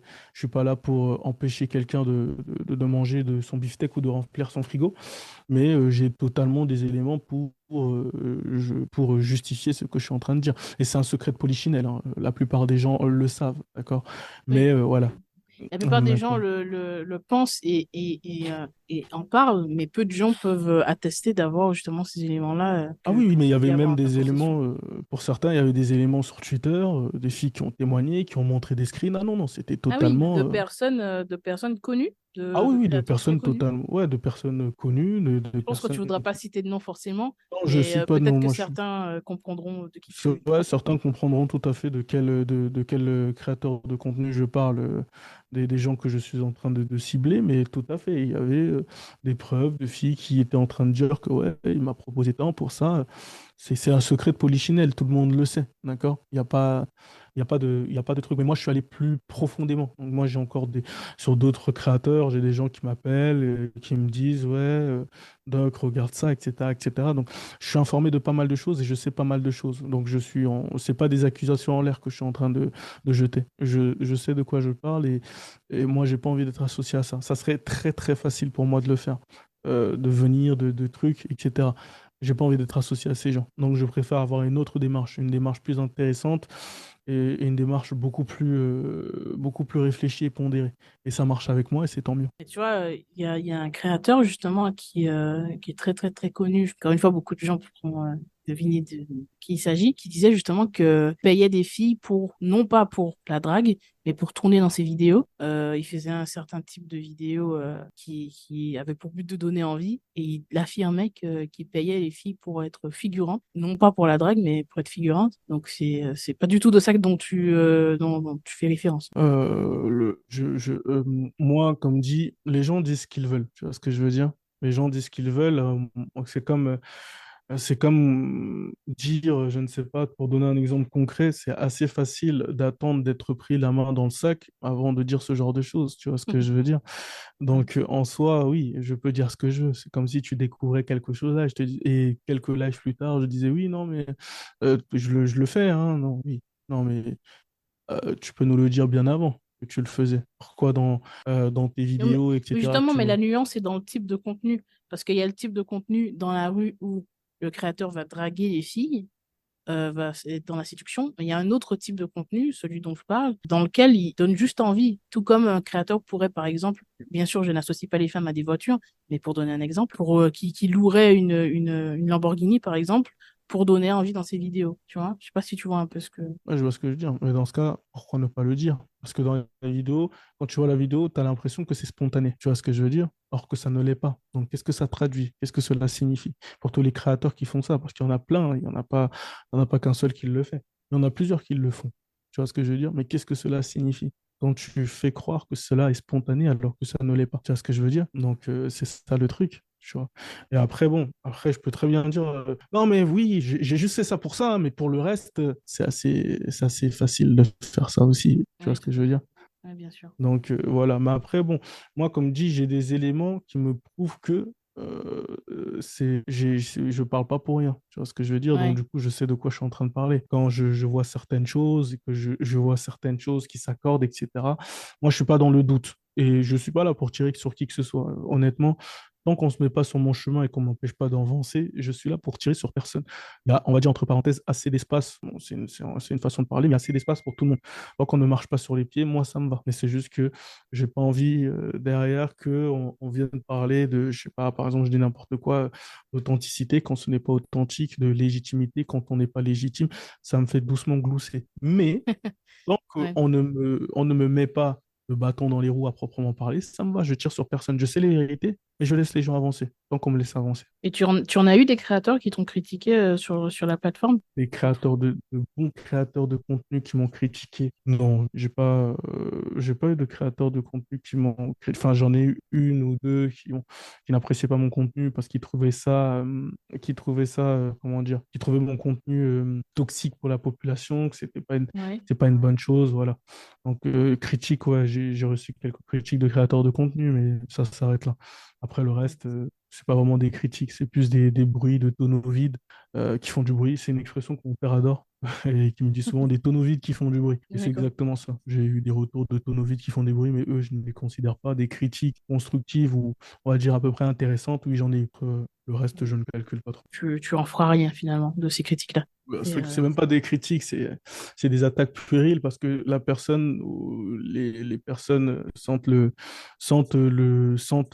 sentent mal à l'aise, sentent le danger, etc. Alors que je ne représente aucun danger. On n'est pas sur le même niveau de réflexion, de psychologie ou de démarche. On n'est pas sur la même façon de faire les choses, donc ils n'ont pas à s'inquiéter. Parce que je ne représente aucun danger pour eux, parce que moi, je ne les regarde pas. Ce n'est pas des concurrents. J'en avais vu un qui disait que oui, non, je ne peux pas faire monter parce que c'est un concurrent. C'est comme si non, je n'ai pas un concurrent, je ne te considère pas. on parlait tout à l'heure de haters et tu as abordé le fait que les personnes pensent parfois que ton contenu est toxique. Qu'est-ce que tu réponds aux gens qui te disent que c'est pas éthique ce que tu fais? Bah, je leur réponds que la vie n'est pas éthique. Est-ce que c'est normal qu'un nouveau-né qui naisse avec des difformités, alors tandis que d'autres naissent bien?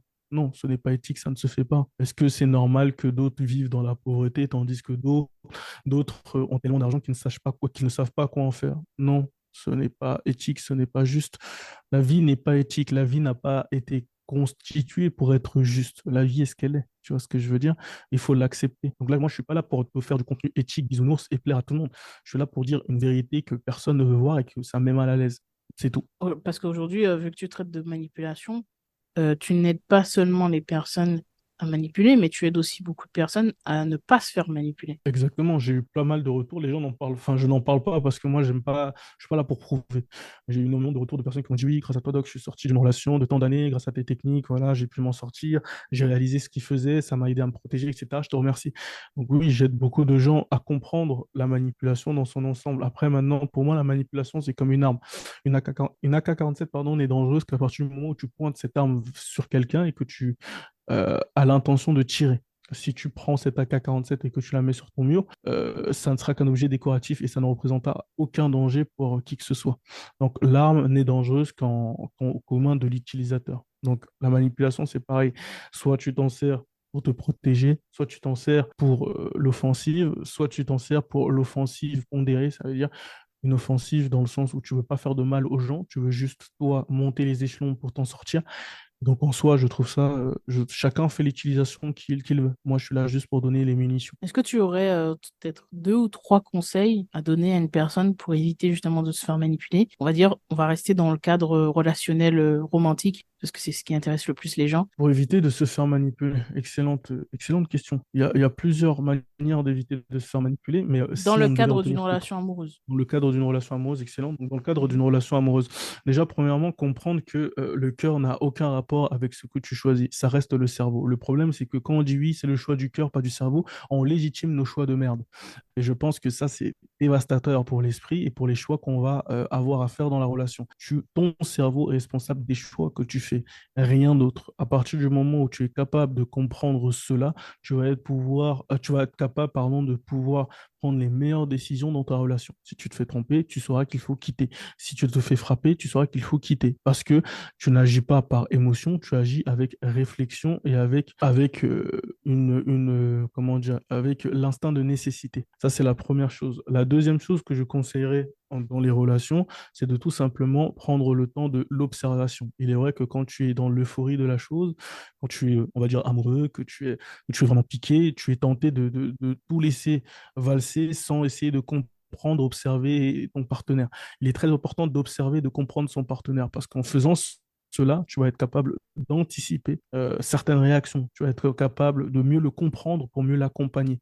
Et je trouve qu'en soi, c'est super important pardon, d'être capable d'observer, même dans les périodes où on a juste envie de se laisser aller dans le firmament de l'amour et de ne pas trop calculer. Il faut toujours observer pour mieux comprendre, observer pour beaucoup épauler son partenaire et être un bon partenaire, mais aussi observer pour ne pas se laisser manipuler ou se laisser avoir par des tentatives de manipulation, tu vois. Donc ça, c'est la deuxième chose. Et la troisième chose, le troisième conseil que je donnerais, ça serait, dans nos relations, c'est d'être tout simplement capable de doser. Je sais que c'est ultra contre-cognitif. On nous a tellement appris, le système nous a tellement appris que quand on aimait, on comptait pas et que, encore une fois, on devait se laisser prendre dans le firmament de l'amour sans doser ses efforts, sans compter, sans pondérer. Et pour moi, il est extrêmement important de pouvoir doser ses relations, c'est de pouvoir doser son ressenti et de doser son engouement dans le sens où c'est comme toute chose. Ce n'est pas parce qu'on aime le chocolat qu'on doit s'engaver jusqu'à peser 250 kilos, d'accord? Il faut doser le chocolat, il faut doser les sucreries, il faut doser la nourriture, il faut... Dans la vie, tout est une question de dosage. Trop de sel, la sauce est immangeable, pas assez, la sauce n'est pas assez goûteuse, d'accord? Donc, tout est une question de dosage. Et c'est pareil en amour. Il faut être capable de dire, OK, là, je vais peut-être un peu trop vite, je vais vouloir un peu aller un peu trop fort, il va falloir que je sois capable de donner le juste assez pour que mon partenaire soit content, mais pas trop pour ne pas étouffer, asphyxier mon partenaire, d'accord? Et ça, c'est quelque chose qui prend du temps à maîtriser, mais une fois maîtrisé, c'est quelque chose qui nous apporte la paix et la joie dans nos relations. Donc, tu dirais être dans la maîtrise de ses émotions, de ne pas se laisser emporter par ses émotions et de pouvoir parfois garder l'esprit clair, de ne pas être tout le temps dans la réaction mais dans la réponse. Yep. Enfin, ouais, oui, oui, écoutez, quoi. Ce serait quoi peut-être les deux raisons principales qui poussent les gens à te contacter en privé? C'est quoi les thématiques, enfin les problématiques en tout cas qui reviennent? Les relations, constamment. Récupérer son ex, comment récupérer son ex, comment draguer tel, comment entrer dans la tête de tel, etc., etc. C'est constamment les mêmes thématiques à chaque fois, toujours le relationnel. Récupérer son ex et réussir à séduire, c'est ça. Ouais, plus dans l'amour, les relations. Est-ce que toi aujourd'hui, si on parle de relations, est-ce que tu arrives à avoir des relations saines, des relations choisies, hein, je parle pas de la famille. Ah, des relations choisies, enfin, relations, ça dépend. Ça dépend dans quel sens tu parles de De relations. manière large, des amis, peut-être avoir une copine, Ah peut-être. oui, j'ai pas de mal avec les interactions, etc. Je suis quelqu'un d'assez solitaire en soi, donc du coup, ami, non. Mais par contre, avoir des relations courtoises, saines avec des femmes, parler avec des femmes, oui, ça, il n'y a aucun problème, il n'y a jamais eu aucun problème. Et plus le temps avance et plus ça devient extrêmement facile. Et tu dis parfois que c'est une erreur de tomber amoureux. Pourquoi est-ce que tu penses ça? Parce que actuellement, dans la société actuelle, se laisser tenter à être amoureux, c'est l'une des meilleures façons de pouvoir finir déçu et malheureux. Donc il faut faire vraiment très attention. Je ne dis pas qu'il faut totalement occulter, détruire et brûler le sentiment d'amour. Non, je suis juste en train de dire que l'amour n'a pas cette place centrale qu'on veut bien lui accorder dans la société. J'ai l'impression que l'amour est au sens de tout et que l'amour, c'est littéralement important et intouchable et que c'est ce sentiment merveilleux qui, non, pour moi, l'amour n'est pas si important. C'est bien, d'accord, c'est quelque chose de bien, de merveilleux, mais ce n'est pas aussi central qu'on veut bien le laisser paraître. Tu vois ce que je veux dire? Et pour moi, quand je dis tomber amoureux dans cette société est une erreur, tomber amoureux au sens large est une erreur. C'est dans le sens où, pour moi, je sais que ça va être assez controversé, mais aujourd'hui, on peut très bien avoir une relation et aimer une personne sans être amoureux. Et je pense que pour moi, c'est même le plus beau des amours en soi. Le fait de ne pas être avec une personne parce qu'on est amoureux et donc sujet à des sentiments qui nous poussent à avoir envie d'être avec cette personne, mais être avec une personne parce qu'on l'aime pour ce qu'elle est et pour ce qu'elle représente et qu'on a choisi d'être avec elle sans avoir de sentiments amoureux. On veut être avec cette personne, on l'aime, d'accord? Mais on n'est pas amoureux dans le sens complètement obnubilé par elle, etc., etc. Je pense qu'une personne qui est capable de te choisir sans sentiment amoureux, mais parce qu'il sait qu'avec toi, la relation sera bien, sera saine, je pense que c'est la meilleure façon d'aimer une personne, la choisir automatiquement et ne pas se laisser avoir par des sentiments. Parce que en fait, tu disais que dans cette société, on donne trop de place à l'amour, mais finalement, est-ce que sur ça, peut-être qu'on peut, on peut en débattre évidemment, mais sur l'aspect des sentiments, finalement, est-ce que être s'empêcher justement de ressentir ces sentiments-là ou s'empêcher de tomber amoureux, est-ce que ce serait pas renoncer finalement à la vie, non pas parce que l'amour a une place énorme, mais juste parce que on s'empêche de vivre quelque chose qui est finalement naturel. Est-ce que l'amour est naturel selon toi? De mon point de vue, ouais. Pourquoi ça l'est pour toi? Parce que c'est quelque chose qu'on ne contrôle pas, parce que c'est quelque chose qui émane de nous, et parce que, voilà, on est des êtres... Après, bon, c'est évidemment mon point de vue, c'est qu'on est des êtres spirituels venus expérimenter une vie humaine. Donc, pour moi, l'amour, c'est l'un des sentiments les plus hauts, les plus forts en vibration, et qui nous rapproche, de mon point de vue, du Créateur, de Dieu ou de l'univers, pour peu importe les croyances. Donc ça, c'est assez personnel, tu vois, c'est mon point de vue à moi. Mais pour beaucoup de gens, c'est juste que, voilà, que c'est quelque chose qu'on ne décide pas. Donc selon toi, l'amour est quelque chose qu'on ne choisit pas. Ouais, de mon point de vue, ouais. Le fait de D'accord. ressentir. On peut Ok. faire le choix de donner du temps, de l'attention à une certaine personne, ce qui va évidemment avoir un impact sur les sentiments qu'on pourra avoir pour cette personne. Mais je pense que la plupart du temps, on ne choisit pas vraiment de la personne de qui on tombe amoureux. Dans ce que tu es en train de dire, c'est typiquement que l'amour peut se choisir, mais la plupart des gens font le choix de ne pas choisir. Pas que ça peut se choisir, le fait de ressentir, mais plus dans le sens où je vais pas décider je vais pas décider consciemment d'avoir des sentiments pour telle ou telle personne. Par contre, je peux décider de donner du temps, ce qui va impacter l'amour. Parce que si je coupe complètement, imaginons que j'ai un petit coup de foudre pour quelqu'un, ok, c'est la première fois que je la rencontre, que je rencontre cette personne, et que je décide de couper complètement tout contact. Mais il est possible que ben, l'amour se dissipe et qu'avec le temps, j'y pense plus. C'est même pas possible, c'est ce qui va se passer. Si je donne du temps à une personne, je sais que j'ai aussi plus de chances de tomber amoureux, mais je n'ai pas Mhm. consciemment décidé d'avoir ces sentiments-là. C'est-à-dire que Bah si.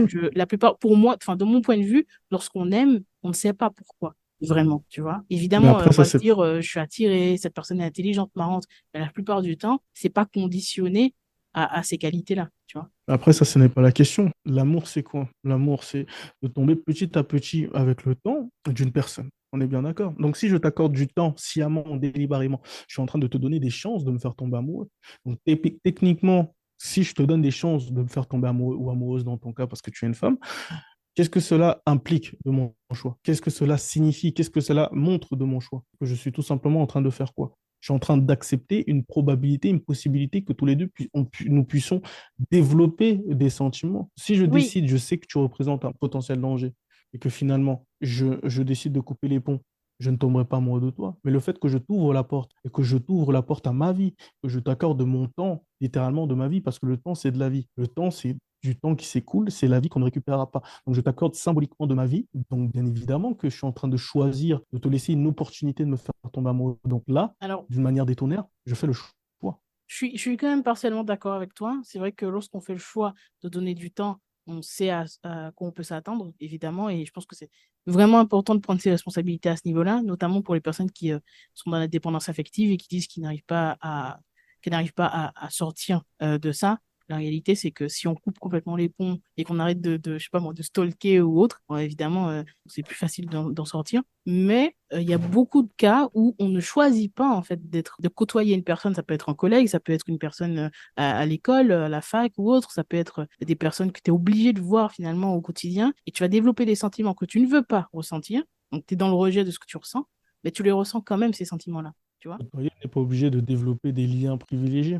T'es pas obligé de Je- développer des liens, mais le sentiment est bien là. Et parfois même, les personnes luttent contre ça. Donc le si sentiment est des bien là personnes pour toi. arrivent à lutter contre ça, bah, ça veut tout dire. C'est bien qu'on ne choisit pas. Ouais, justement, donc là, c'est plus une question d'entraînement. J'avais vu une preuve scientifique d'une étude qui avait montré qu'avec un peu, enfin, avec de l'entraînement et beaucoup de volonté, l'amour Mhm. se contrôle. L'amour se contrôle parce que, alors, en fait, pour moi, l'amour est comme toutes sortes d'addictions, d'accord? Une Ok? addiction, si tu as la volonté de te battre contre ça, tu arriveras à contrôler cette addiction et à en sortir et à pouvoir contrôler tes pulsions ou autres. Aujourd'hui, pourquoi moi, par exemple, je ne suis jamais retombé amoureux, ce n'est pas faute de ne pas avoir rencontré des femmes merveilleuses, intéressantes, belles, intelligentes et à qui ont pas mal de qualités. C'est tout simplement que je ne veux pas tomber amoureux. Et quand tu ne veux pas, tu n'as pas cette volonté, tu te coupes automatiquement et ton cerveau coupe automatiquement tous les récepteurs qui pourraient te rendre sensible à ça. C'est en fait, les gens sont sous-éduqués sur la question.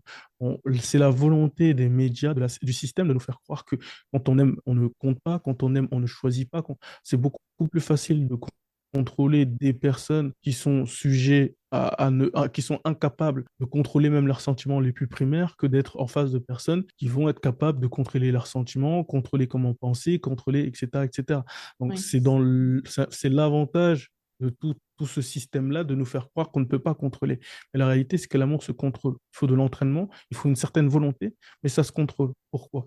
Parce que oui, je peux te côtoyer au travail, mais je ne suis pas obligé de me livrer à toi. Parce que l'amour, c'est ces petits gestes-là, ces petits gestes d'attention. Je t'apporte un café, je t'apporte un croissant.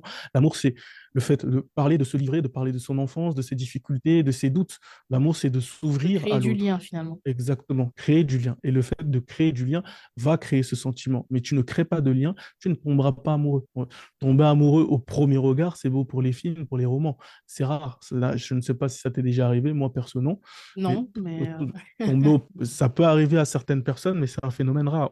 Généralement, on tombe amoureux à force d'usure, de se côtoyer, d'apprendre à se connaître, et ensuite, les sentiments naissent. Donc, s'il y a possibilité de comprendre ce processus, il y a possibilité de l'endiguer. Donc, traduction, si l'amour résulte du fait de se côtoyer et de s'ouvrir, je reste fermé, c'est la meilleure façon de ne rien développer. ouais, mais je pense qu'aussi que ça doit être très efficace et dans ton cas ça allait, tu vois. Et je suis d'accord avec le fait que ça va être efficace, notamment dans des deux cas, hein, pour les personnes qui veulent sortir de la dépendance affective, de reprendre justement le contrôle sur tout ça, sur ses émotions. Et dans le cas où on veut pas tomber amoureux, évidemment qu'on peut y arriver avec beaucoup d'entraînement et de conscience. Mais souvent, c'est vrai qu'on peut quand même se rendre compte qu'il y a une cause, la raison pour laquelle les personnes vont être justement dans l'attachement, parce qu'il faut quand même faire la différence entre l'attachement et l'amour. C'est deux choses complètement différentes. Les gens confondent Tout à trop fait. souvent les deux. Ah oui, tout à fait. Et l'attachement, en fait, c'est quelque chose qui peut se créer sans forcément que ce soit un choix. Juste le fait de voir quelqu'un tous les jours, une personne qui va être très sensible aux routines va s'attacher à très souvent à beaucoup de personnes. Surtout les personnes qui ont besoin de dopamine, parce qu'on est tous, on n'est pas égaux sur au niveau des neurotransmetteurs. Et c'est vrai qu'il y a des personnes qui vont avoir cette recherche constante de dopamine et qui vont passer de personne en personne comme ça et s'attacher un peu toutes les personnes qu'ils peuvent rencontrer. Donc on est un petit peu différent là-dessus, mais je pense que l'une des raisons pour lesquelles les gens s'attachent comme ça très vite ou tombent dans la dépendance affective ou autre, c'est justement propre à soi, à son vécu, il y a toujours une cause sous-jacente, je pense, qui explique pourquoi les personnes se retrouvent dans ces situations-là. Donc d'une manière, je suis d'accord avec toi sur le fait que effectivement on peut choisir de maîtriser un petit peu ses émotions, on peut choisir de ne pas donner du temps, de ne pas créer de liens. Mais d'un autre côté, il y a toujours cette partie de moi qui me dit, il y a tellement de situations où tu peux développer des sentiments que tu ne veux pas. La question qu'on pourrait se poser, et pour revenir à ce que je disais juste avant, c'est en s'empêchant de ressentir ça, est-ce qu'on s'empêche pas finalement également d'en apprendre plus sur soi? Parce qu'en étant vulnérable, en s'octroyant le droit d'être vulnérable, on en apprend plus sur soi. Carl Jung, il disait justement que c'est grâce aux autres, c'est à travers les autres qu'on apprend sur nous, pas seulement parce qu'on les côtoie, mais parce qu'on ressent des choses au contact des autres. Et est-ce qu'en s'empêchant justement de ressentir ces choses-là, on s'empêche pas aussi de grandir à travers les autres? Je vois ce que tu veux dire. C'est intéressant comme raisonnement, mais je pense qu'il n'y a pas qu'une seule forme d'amour. Tu peux grandir à travers les autres tout simplement en expérimentant l'amour de l'amitié, l'amour familial. Il y a Oui, mais plein de ça reste façons de différent quand grandir. même. Ça reste différent, mais ça reste des moyens de grandir. Il y a des personnes qui n'ont jamais expérimenté l'amour. Sache une chose, il y a une majorité de personnes enfin, une majorité non, mais il y a pas mal de personnes qui mourront seules et n'auront jamais expérimenté une relation heureuse de leur vie. Est-ce que ça fait qu'ils n'ont pas pleinement vécu leur vie? Non, tout le monde n'est pas fait pour être en Non, mais il relation. y a une différence entre une personne qui ne ressent pas et une personne qui fait le choix conscient de ne pas ressentir, donc qui se coupe finalement d'une partie d'elle. C'est pas pareil. Pour moi, se couper d'une partie de soi, enfin, si tu décides de ne pas ressentir de sentiments amoureux, ce n'est pas se couper d'une partie de soi. D'accord. Se couper d'une partie de soi, ça serait pour moi, en tout cas à titre personnel, renier ses envies, renier tes passions. Oui, là, tu te coupes d'une partie de soi. Tes passions, c'est toi, ça caractérise ta personne. Mais le fait de ne pas vouloir aimer ou rentrer dans une relation avec une personne tierce, ça ne te coupe en aucun cas de toi-même. Oui, tout à fait. Justement, mais c'est là où je pense que c'est la nuance, c'est que il y a une différence entre ressentir et le fait de faire le choix conscient d'aller vers une personne. Oui, je pense on doit maîtriser et être à l'écoute justement de ces ressentis pour faire des choix conscients, des choix qui ont du sens et qui vont nous amener vers ce qu'on veut vraiment et non pas vers destruction de soi, tu vois. Faire le choix d'aller vers une personne alors qu'on sait, par exemple, c'est une personne qui correspond pas sur le papier à ce qu'on souhaite, c'est un choix. Donc après qu'on se retrouve dans des situations compliquées, voilà, on n'a pas le choix de devoir assumer, tu vois. Donc je veux pas enlever cette responsabilité pour toutes les personnes qui nous écoutent, je veux aussi le préciser. Je veux pas enlever cette responsabilité. Il y a une différence entre ce qu'on ressent et comment est-ce qu'on décide de réagir à ce qu'on ressent. Typiquement, si tu Mhm. m'insultes, je peux ressentir de la colère, ça c'est ok, toutes les émotions sont légitimes. Par contre, la manière dont je vais répondre à ça, je peux le choisir en fait. Ça, je peux le décider. Ça a du sens finalement. Ça dit qui je suis. Donc oui, je suis d'accord avec toi sur le fait que tu peux très bien faire le choix de ne pas aller vers ce qui te tente. Tout comme tu parlais de chocolat tout à l'heure, je vais voir une tablette de chocolat, je peux très bien faire le choix, même si j'adore ça, de ne pas en manger. Tu vois. Ça ne change pas le fait qu'on va quand même ressentir en fait. En tout cas, c'est un point de vue qui se défend. Moi, je pense qu'il y a tellement de choses à ressentir dans ce monde que juste se priver du sentiment amoureux n'est pas une perte en soi. Il y a tellement de choses merveilleuses à ressentir, la découverte d'un endroit, le voyage, l'expérimentation, découvrir de nouvelles cultures, etc. C'est plein de façons de découvrir et de s'explorer à travers les autres également que juste, je préfère, si on me disait de choisir entre une expérience amoureuse réussie, mais une vie monotone ou une vie remplie d'aventures et pas d'amour, je préfère 100 fois cette vie exaltante à voyager, découvrir, etc. Oui, bien entendu, je Parce qu'à comprends la ça. fin, ce qu'on retient, c'est, tu vois, c'est les expériences. C'est pas, à la fin, comme je disais, oui, c'est ce qu'on retient, c'est les expériences, ce qu'on a vécu et ce qu'on a ressenti. Et pour moi, l'amour, c'est beau, c'est bien, mais ce n'est qu'un sentiment qu'on peut ressentir parmi tant d'autres. Certaines personnes qui nous écouteront seront sans doute d'accord avec ton point de vue et pourront valider. On arrive du coup à la fin. J'aimerais quand même te poser une question par rapport à ton contenu de manière plus précise. Tu as un code couleur vert, orange, rouge, mais tu as aussi une couleur que peut-être que tout le monde ne sait pas, mais la couleur noire qui correspond à la politique de la terre brûlée. Est-ce que tu peux expliquer ce que c'est juste? Comment expliquer ça? La politique de la terre c'est l'ensemble des techniques que je propose aux gens pour justement pouvoir s'entraîner à ne pas s'attacher, développer cette capacité de contrôler ses sentiments et de se fermer complètement ou partiellement à tout ce qui est sentiments amoureux, etc. Donc, je trouvais ça intéressant de donner toutes les armes et toutes les clés en main aux gens. Je trouvais ça cool de leur proposer des techniques de manipulation, mais je trouvais ça aussi cool de leur trouver ma trouvaille à moi, la politique de la terre brûlée. Tout simplement, cette technique qui est capable de littéralement t'aider à faire taire tes sentiments pour pouvoir faire prévaloir des choses qui t'intéressent plus, tu vois. Et en soi, je trouvais ça cool de pouvoir donner ce genre de technique parce que personne littéralement n'en a parlé. La politique de la terre brûlée, c'est un concept qui m'appartient, c'est moi qui l'ai créé pour le coup. C'est pas, tu vas le trouver ni dans un livre, ni sur une vidéo TikTok, ni rien. C'est vraiment mon concept à moi, dont je suis fier. Et je trouvais ça cool de partager ça et d'aider d'autres personnes qui, voilà, elles n'avaient plus forcément cette envie d'être en relation ou quoi que ce soit et voulaient se concentrer sur des choses beaucoup plus intéressantes. Ok. Qu'est-ce que ça te fait, même si tu dis qu'il ne faut pas forcément être tributaire de ses émotions, est-ce que tu ressens du plaisir quand tu vois justement les témoignages positifs, les commentaires, les personnes qui te soutiennent? Ça fait extrêmement plaisir. C'est important. Pour moi, on est dans une économie aujourd'hui où c'est l'économie de l'attention. Et ces gens qui te soutiennent, qui t'apportent des vues, qui font des retours positifs, qui te donnent de la force, sont littéralement essentiels. Donc pour moi, c'est littéralement vital d'avoir des gens qui me soutiennent autant et ça fait extrêmement plaisir. Parce que je sais que c'est le socle. Pour moi, une bonne communauté, le socle vers le succès. Les prochains multimillionnaires, voire multimilliardaires, seront des gens qui ont créé du contenu et qui auront été soutenus par des gens qui ont cru en eux, parce qu'ils les ont fait rire, parce qu'ils les ont informés, parce qu'ils les ont aidés. Et voir autant de gens qui sont intéressés par ce que je raconte, ce que je dis, c'est toujours assez surprenant.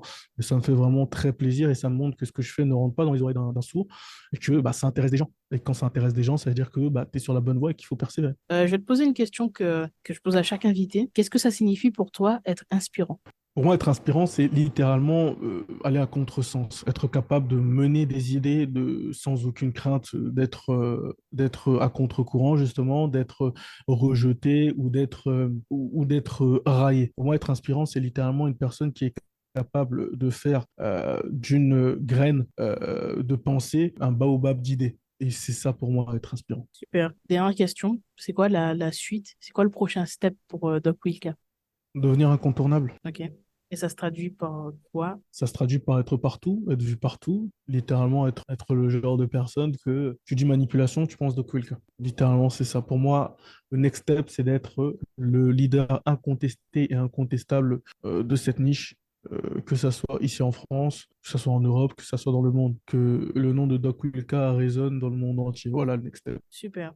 Bah, écoute, je te souhaite que ça aboutisse et je pense que il y a de fortes chances que ça puisse aboutir, vu que tu as, comme tu l'as dit tout à l'heure, les 800 000 abonnés sont arrivés assez vite. Il y a un engouement autour de toi et je pense que ce que tu fais, peu importe, voilà, que ça soit controversé ou pas, ça apporte quand même de l'aide à certaines personnes et je pense que les personnes qui te suivent peuvent avoir aussi du recul pour justement prendre ce qu'ils ont à prendre et laisser ce qui leur parle pas, ce qui résonne pas en eux. Je pense que voilà, tu crées quand même du contenu de manière qualitative, on se le dit. T'es original parce que tu fais pas forcément ce que tout le monde fait. Tu t'exprimes très bien. Donc voilà, je te souhaite le meilleur et j'espère que tu vas pouvoir atteindre ces objectifs que tu as cités tout à l'heure. Et je te remercie vraiment d'avoir pris le temps. Moi qui te remercie de m'avoir invité. Ça a vraiment été un plaisir de faire ce podcast avec toi. Je m'attendais à quelque chose de bien et c'était vraiment très très bien, voire excellent. Donc ça a vraiment été un plaisir et je te retourne tous tes compliments. Je te souhaite vraiment le meilleur et j'espère que ce podcast deviendra vite une référence. Et j'aurais été ravi de faire partie des premiers qui sont passés ici j'espère que ça en amènera plein d'autres. Donc voilà. Super, mais je te remercie beaucoup et puis Merci à voilà, toi. je te dis à bientôt. À très bientôt.